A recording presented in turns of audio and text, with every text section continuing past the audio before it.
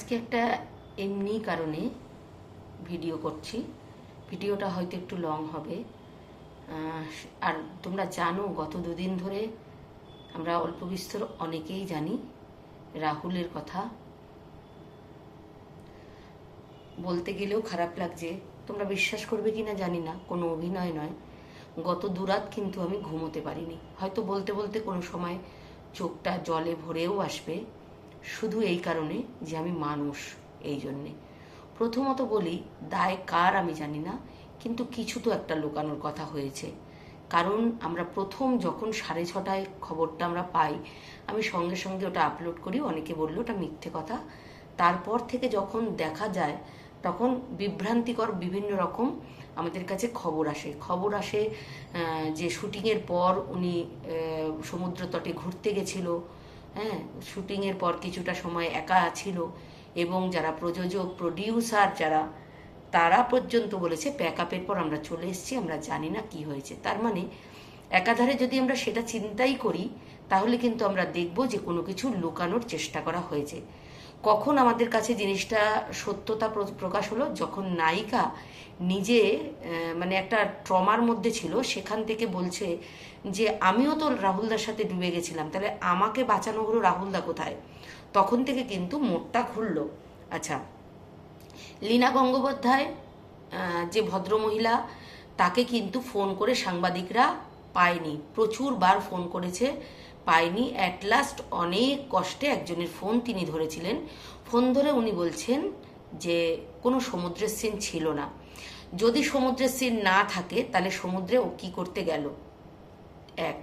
দুই হচ্ছে, পরে কিন্তু প্রকাশ পেয়েছে যে আরও একটা কথা, ড্রোন ওড়ানোর সবসময় অনুমতি নিতে হয়। ড্রোন ওড়ানোর কোনো অনুমতি কিন্তু ছিল না, কিন্তু সেই ড্রোন শটে কিন্তু যখন বড় টিভিতে দেখছিল তখন কিন্তু দেখতে পেয়েছিল যে নায়িকা ডুবে যাচ্ছে এবং নায়কও ডুবছে। তখন ওরা ডুবে যাচ্ছে বলে চিৎকার করাতে ওখানের কোনো লোকাল লোক যারা মাছ ধরতে আসে, তারা কিন্তু তাদের নৌকো নিয়ে এসে দড়ি দিয়ে নায়িকাকে বাঁচায়, কিন্তু রাহুলকে বাঁচাতে পারেনি। আরেকটা কথা, রাহুল কিন্তু সাঁতার জানতো। যদি সে সাঁতার জানতো, আর তালসারিতে আমরা যতবার গেছি আমরা কিন্তু হেঁটে পারাপার হয়েছি, এবং যারা ওখানকার লোকাল লোক তারা কিন্তু অনেকবারই ওদের বলেছিল যে এরপর আপনারা যাবেন না, ওখানে কিন্তু চোরাবালি থাকে। তাহলে এত কিছু জানার পরও এই শুটিংটা কেন করা হলো? কেন পুলিশকে কিছু বলা হলো না? আজকে কারো কিন্তু কিছু গেল না, বরং কিছু সেলিব্রিটি মানুষ, কিছু সাধারণ মানুষ, এই সময় যদি 10টা হাত থাকতো তাহলে মনে হয় তাদের বেশি ভালো হতো।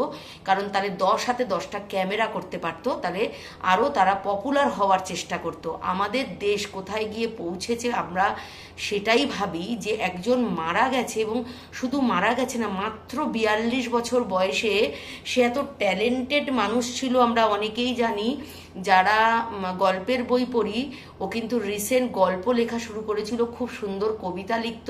ও নিজে ব্রততী বন্দ্যোপাধ্যায়ের মানে একটা সংস্থা ছিল যেখানে বই লেখা হতো, সেখানে ও কিন্তু কবিতার বই লিখত। ওকে স্কুল থেকে শুরু করে সবাই ভীষণ ভালোবাসে। আর সেই জায়গা থেকে আমি বলি, ওর মা কিন্তু সন্তানহারা হলো, ওর মা কিন্তু উইডো, ওর মার কিন্তু দেখার কেউ নেই। সহজ তার বাবাকে হারালো। এই কথাটা যখন আমার মনে পড়ে, আমি দুদিন রাতে ঘুমাইনি। আমার মেয়ে আজকে অফিস যাওয়ার সময় আমাকে বকা দিয়ে গেছে যে মা, ফিডে আসা জিনিসগুলো তুমি স্ক্রল করতে থাকো, দেখবে না, ওগুলো দেখলে তুমি তত কিন্তু রাহুলের ভিডিওগুলো আসবে। আমি কোনো নাটক বা কোনো কিছু করছি না,